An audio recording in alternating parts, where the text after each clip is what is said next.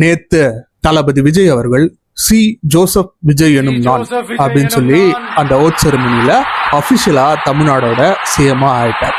அவரு சிஎம் ஆன கொஞ்ச நேரத்திலே வந்து பாத்தீங்கன்னா எதிர்கட்சிகளும் சரி கூட்டணி கட்சிகளும் சரி தங்களோட வேலையை வந்து பயங்கரமா வந்து ஆரம்பிச்சிட்டாங்க. இந்த மாதிரி பல எலெக்ஷன் வந்து இதுக்கு முன்னாடியே வந்து நடந்திருக்கு. அப்பெல்லாம் இந்த மாதிரி செயல்பட்டு இருந்தாங்கன்னா தமிழ்நாடு இன்னைக்கு எங்கேயோ போயிருக்கும் அப்படின்னு தான் நம்ம சொல்றோம். நீங்க பாருங்க, போன திங்கட்கிழமை வந்து ரிசல்ட் வந்து வந்துச்சு. இன்னைக்கு இன்னும் ஒரு 2 நாள்ல வந்து அவர் சிஎம் ஆவாரு அப்படின்னு சொல்லிட்டு தள்ளி போட்டுட்டு வந்து கரெக்டா சண்டே அன்னைக்கு வந்து பாத்தீங்கன்னா ஒரு blockbuster CM oath ceremony வந்து நடந்திருந்தது. கிட்டத்தட்ட அந்த என்கேஜ்மெண்ட்ஸ் மட்டும் பல கோடிக்கு மேல போயிருக்கு. ஐபிஎல் வியூவர்ஷிப்பே வந்து பாத்தீங்கன்னா இப்ப டிராப் ஆயிருந்தது நேத்து அப்படின்னு சொல்லிட்டு வருகின்ற அந்த மெசேஜ்கள்லாம் பார்க்க முடியுது. இது ஒரு பக்கம் இருக்க, சிஎம் அந்த ஓட் செரிமனியில எடுத்துக்கிட்ட அந்த போட்டோ வீடியோஸ் எல்லாம் ராகுல் காந்தி அவர்கள் வந்து தன்னோட இன்ஸ்டாகிராம் பக்கத்துல வந்து ஷேர் பண்ணியிருக்காரு. அதை வந்து முடக்கியிருக்காங்க இந்த மாதிரி சென்ட்ரல் கவர்மெண்ட்.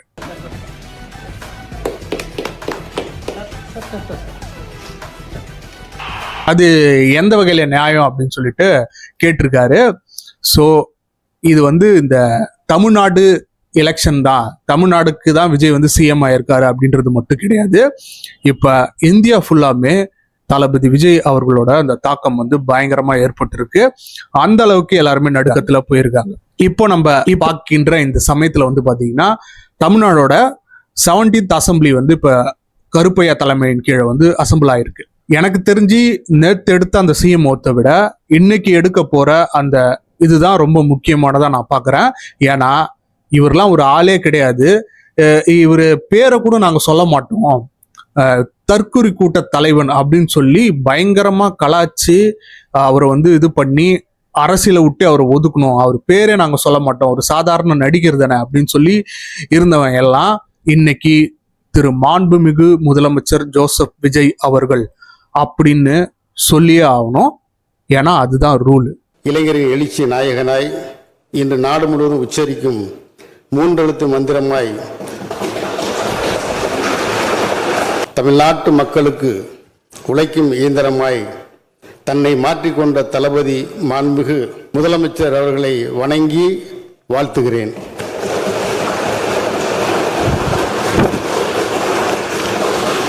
ஸோ இது ஒரு பக்கம் இருக்க, இன்னுமே வந்து சோசியல் மீடியால வந்து ட்விட்டர்ல பாத்தீங்கன்னா பாவம் இவரை போட்டுதான் வந்து அடிச்சுக்கிட்டு இருக்காங்க.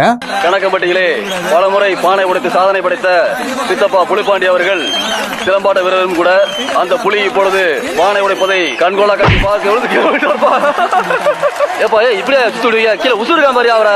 அதான் எலெக்ஷன்லாம் முடிஞ்சிச்சேப்பா, இவரை விடுங்க, இன்னும் நமக்கு நிறைய வேலைகள் இருக்கு, இனிமேட்டு தான் ஆட்ட ஆரம்பிக்க போகுது. Ladies and gentlemen, welcome back to OG politics.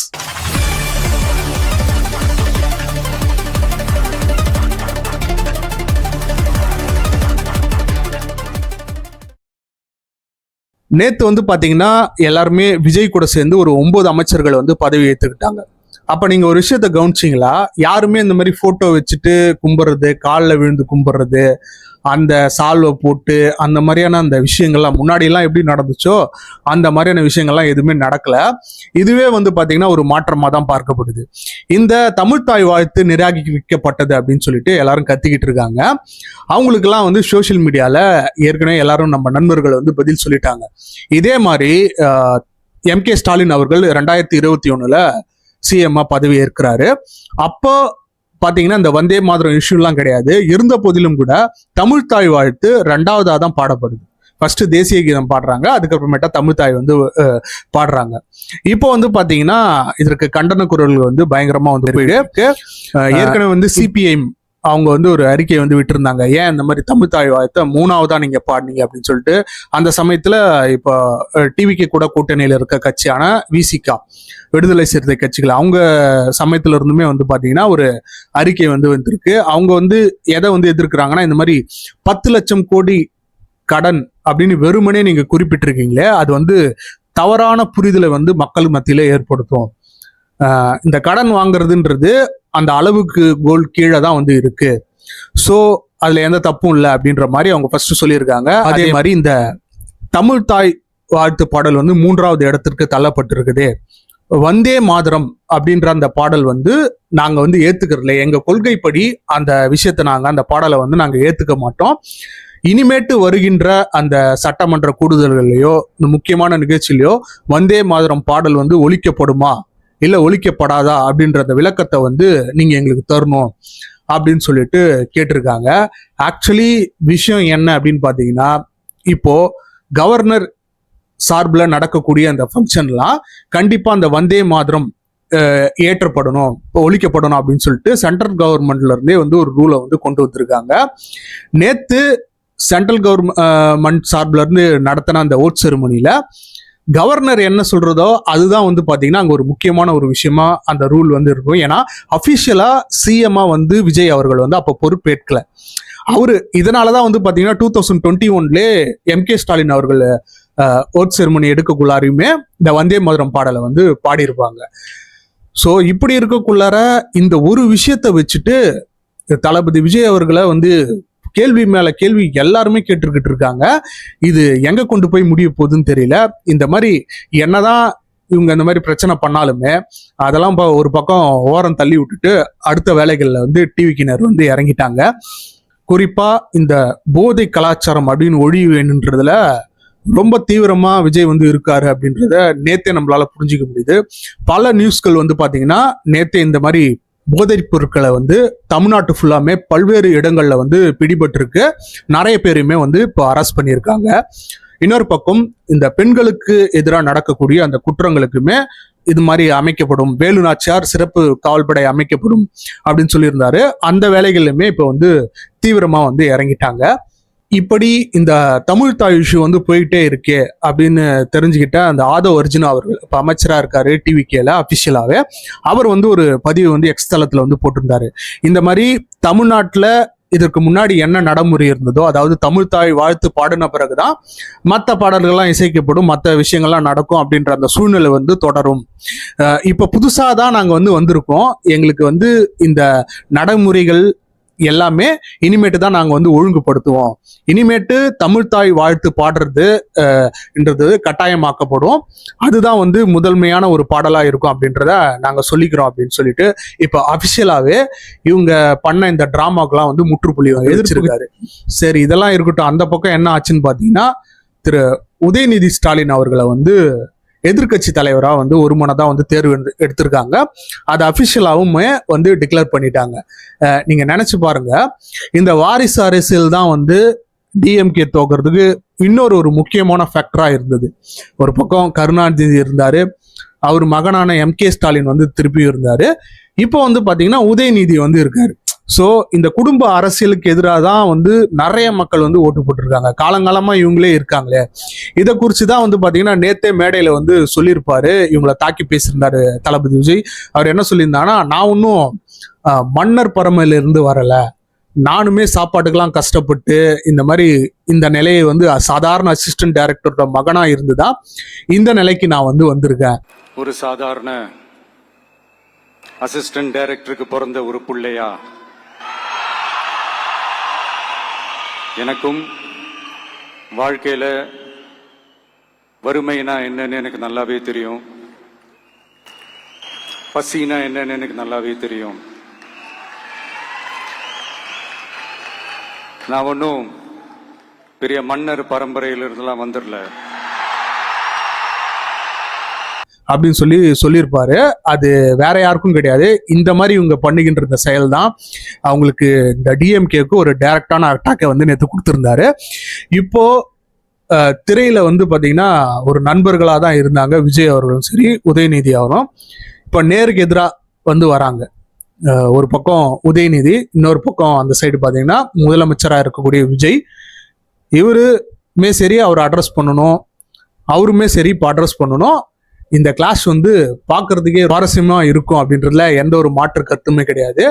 இதுக்கப்புறமேட்ட தான் இந்த அசம்பிளி எலெக்ஷனோட வியூவர்ஷிப்லாம் வந்து எகிற போது என்னென்ன பேச போறாங்க. இன்னைக்கே நீங்க வந்து பாத்தீங்கன்னா இது வரைக்கும் சட்டமன்றத்தில் போயிட்டு அந்த அவுத்து எடுக்கிறதெல்லாம் லைவ் ஸ்ட்ரீம் பண்ணுவாங்களா அப்படின்னே தெரியல.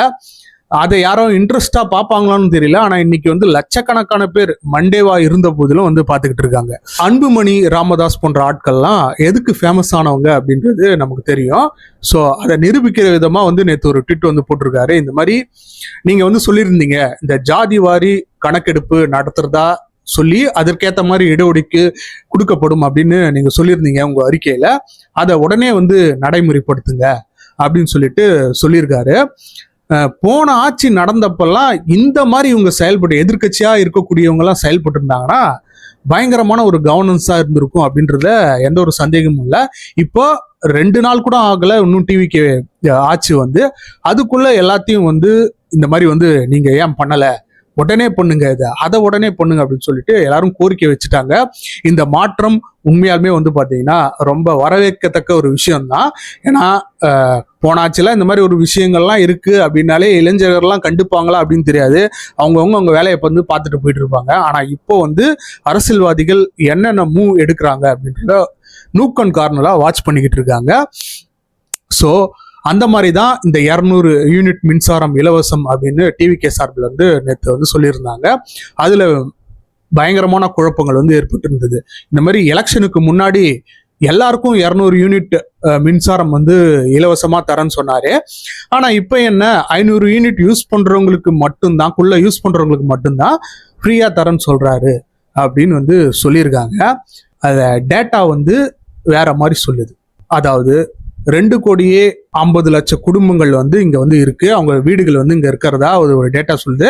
அதுல கிட்டத்தட்ட வந்து பாத்தீங்கன்னா 2 கோடிக்கு மேல, அதாவது 2,20,00,000 கிட்ட வந்து எல்லாரும் வந்து பாத்தீங்கன்னா 500 யூனிட் மின்சாரத்துக்கு கீழே தான் வந்து யூஸ் பண்றாங்க.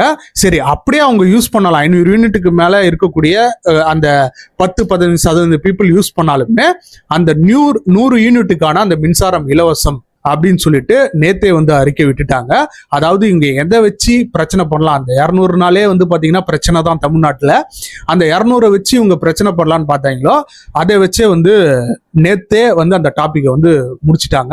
அதுக்குள்ள எதிர்கட்சியில இருந்து பல வீடியோக்கள், பல ட்விட்டுகள், பல அறிக்கைகள் வந்து வந்தது. அது எல்லாமே வந்து பாத்தீங்கன்னா இப்ப வீணா போயிடுச்சு அப்படின்னு தான் நம்ம சொல்றோம். ஒரு பக்கம் இவங்க இந்த மாதிரி எதிர்பார்க்கறது ஒரு வகையில நியாயம் அப்படின்னாலுமே, போன தடவை ஆட்சியில் இருந்தவங்க என்ன விஷயங்கள்லாம் எப்படி எந்த நேரத்தில் இம்ப்ளிமெண்ட் பண்ணாங்கன்ற ஒரு சின்ன எக்ஸாம்பிள் நேத்தே சொல்லியிருந்தோம். அதை இப்பயும் நம்ம சொல்றோம். அதாவது இந்த உரிமை தொகை, மகளிர் உரிமை தொகை அப்படின்னு ஒன்று கொடுத்தாங்க. 2021 டிஎம்கே ஆட்சி வந்து வந்தது. ஆனா அவங்க அந்த திட்டத்தை செயல்படுத்துது எப்பன்னு பாத்தீங்கன்னா அபிஷியலா September 15, 2023. கிட்டத்தட்ட 22 மாசம் அந்த இதுவே வந்து அந்த டாபிக்குள்ளே வந்து அவங்க வந்து போல. ஸோ அப்படிப்பட்டவங்க தான் இப்போ உடனே தளபதி விஜய் சொன்ன விஷயங்கள்லாம் செயல்படுத்தணும் அப்படின்னு கத்திக்கிட்டு இருக்காங்க. இது ஒரு பக்கம் இருக்க, முன்ன சொன்ன மாதிரி தான் தளபதி விஜயோட வெற்றி வந்து தமிழ்நாட்டு மட்டும் இல்லை, சவுத் இந்தியா மட்டும் இல்லை, சென்ட்ரல் வரைக்கும் எதிரொலிச்சிருக்கு. பல பேர் வந்து கலக்கத்துல வந்து இருக்காங்க. அந்த மாதிரி தான் பார்த்தீங்கன்னா PM மோடி அவர்கள் இப்போ பவன் கல்யாணம் போயிட்டு நேற்று அவர் வந்து வீட்டில் வந்து பார்த்துருக்காரு. இந்த சினாரியோலாம் நம்ம புரிஞ்சிக்க முடியுது. இங்கே ஒரு பக்கம் விஜய் ராகுல் காந்தியை கூப்பிட்டு மேடையில் கூப்பிட்டு செருமனி எடுக்கிறாரு. அஃபிஷியலாகவே காங்கிரஸும் டிவிகேவும் இணைஞ்சிருச்சு. அங்கே ஒரு பக்கம் ஒரு ஃபேன் பேஸ் வச்சிருக்க பவன் கல்யாணம் வந்து பார்க்குறாரு. அவர் வந்து ஆந்திர பிரதேஷ்க்கு டெபுட்டி சிஎம்மாக வந்து இருக்காரு. ஸோ இந்த கிளாஷ் வந்து 2029 எலெக்ஷனில், அதாவது இந்தியன் எலெக்ஷன்ல வந்து இது எதிரொலிக்கும் அப்படின்றத இப்பயே நம்மளால சொல்லிட முடியும். இருந்த போதிலும் தளபதி விஜய்க்கு அந்த சைட்ல இருக்கக்கூடிய பவன் கல்யாண் வந்து ஒரு மேட்சான நபரா அப்படின்னு கேட்டீங்கன்னா கண்டிப்பா கிடையாது. அதற்குண்டான ஒரு எக்ஸ்க்ளூசிவான வீடியோ வந்து அடுத்து நான் வெளியிடுறேன், டேட்டாவோட வெளியிடுறேன். எந்தெந்த மாதிரி பர்ஃபார்மன்ஸ்லாம் இவங்க 2 பேரும் பண்ணியிருக்காங்க, அதில் என்னென்ன காமெடிலாம் இருக்கு அப்படின்றத நெக்ஸ்ட் ஒரு வீடியோவில் வந்து நம்ம பார்ப்போம்.